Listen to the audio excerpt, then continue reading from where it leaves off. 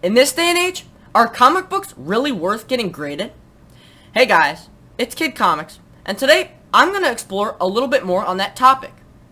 Now, if you don't know, this is actually a part of a two-part video, where the first part, I talked about what graded comic books are, and the second part, today, I wanted to explain if your comic books are worth getting graded. Now, without further ado, let's begin the video.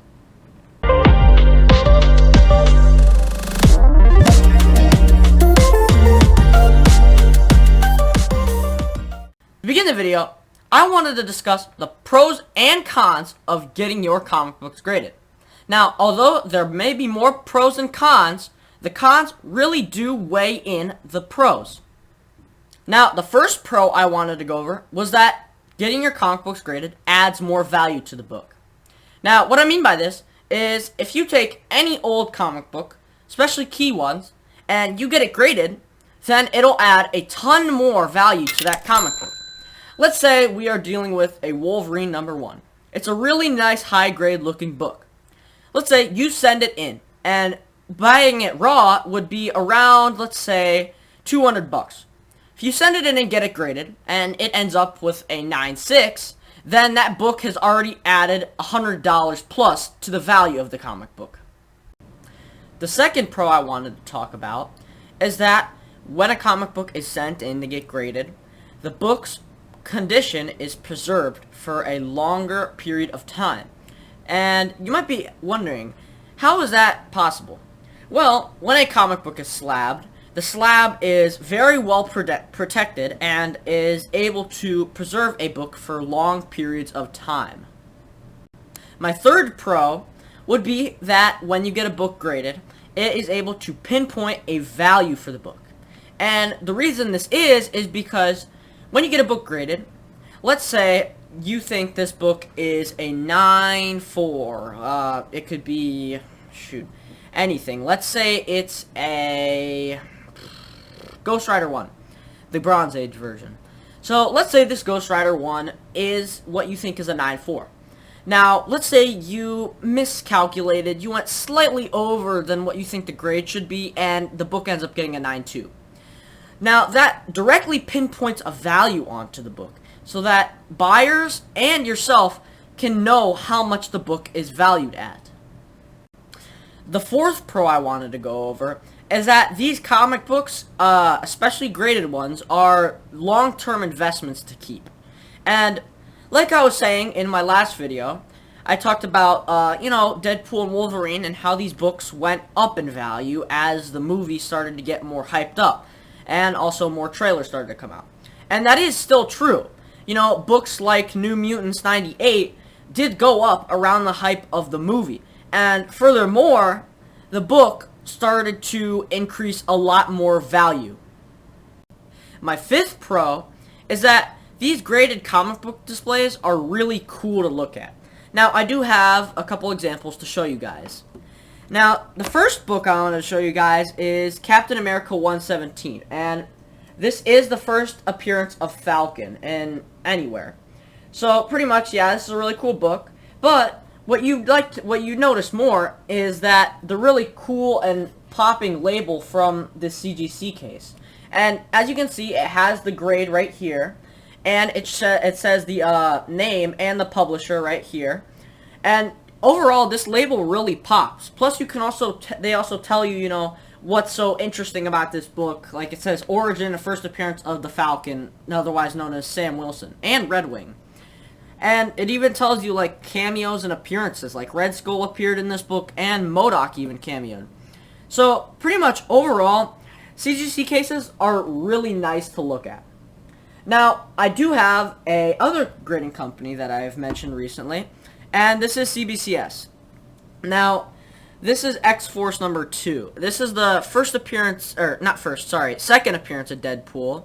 And this is a 9.8, which means this book is practically perfect. And it looks really, really nice. I mean, the label isn't as nice as CGC, but the new one does look pretty awesome.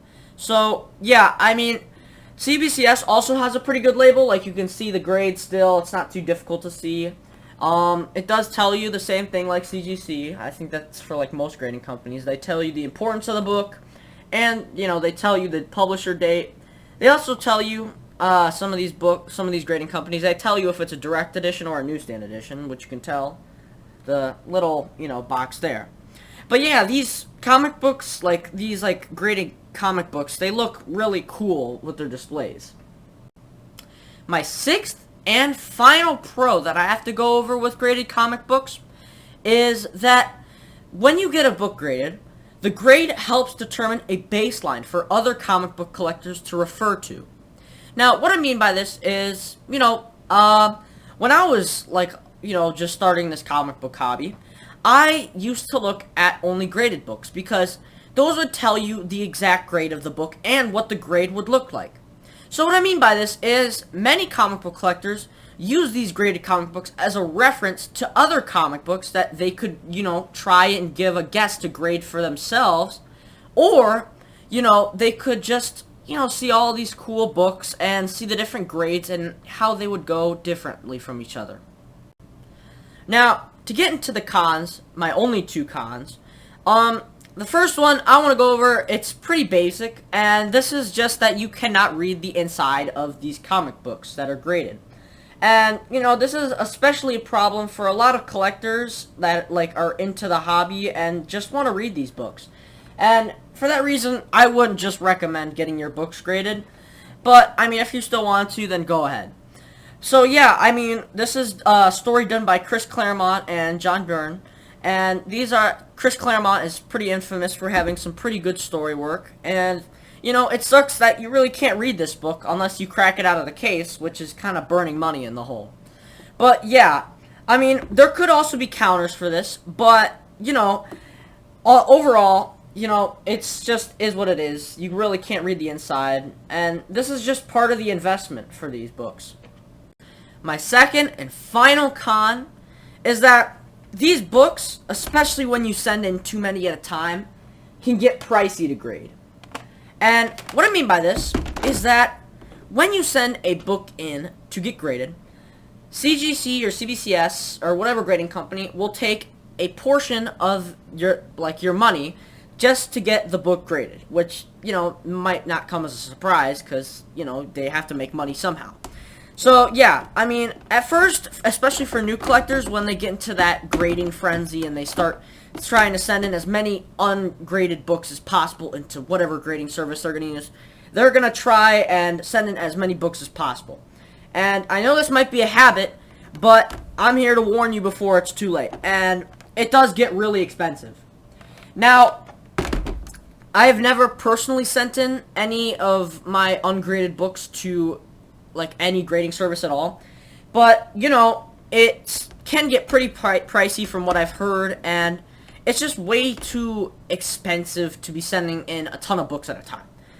So the one thing I would recommend for this con is that you just take it slowly. At first you might be excited to jump the gun and try and send in as many books as possible to get graded so that they can get preserved as fast as possible. But, that's not the wisest idea. So, my advice is to just send in a few books at a time. Take it slow, that way the money and costs of grading doesn't jump on you so quickly. In my opinion, I believe that the pros outweigh the cons, at least in the sense of getting your comic books graded. Now, for the cons, you can't read the inside. So, the counters I would have for that is pretty much you could either buy a low-grade reader copy, raw, so that you could read the book at least, or you could buy that book and many others inside of an omnibus, which, if you don't know, an omnibus is pretty much a ton of comic books put into one giant book. The display on these graded comic books always present well, and especially the grade can always help these new collectors especially try and get into the hobby by referring to these, graded comic books and how they're graded. You can have multiple comic books with the same grade, but they all have different imperfections that sets them from apart. In the end, I recommend that you do your own research as well outside of this video just to help you understand a little bit more about graded comic books and to get your own decision as to if you want to send your comic books in to get graded. Now, in the end, not every comic book is worth getting graded.